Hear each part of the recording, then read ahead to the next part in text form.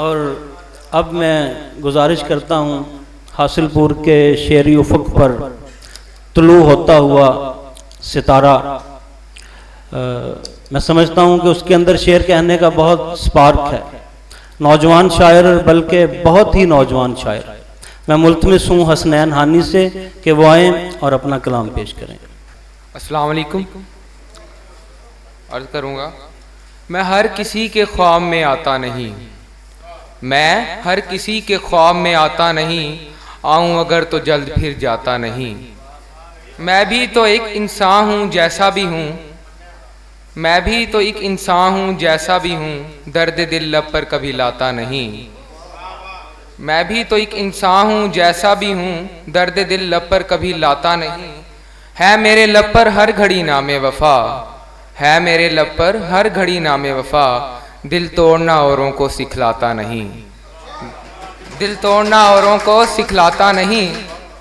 ली वक्त ने कुछ ऐसी करवट हानी अब, ली वक्त ने कुछ ऐसी करवट हानी अब, उसको दुआओं में भी अब मैं याद आता नहीं। और दूसरी गज़ल अर्ज़ करूँगा, आज कुछ ऐसा दम कर दे, आज कुछ ऐसा दम कर दे, दूर ये सारे गम कर दे। आज कुछ ऐसा दम कर दे, दूर ये सारे गम कर दे। बिखरे हैं जो लफ्ज़ मेरे, बिखरे हैं जो लफ्ज़ मेरे, इनको आज हम कर दे,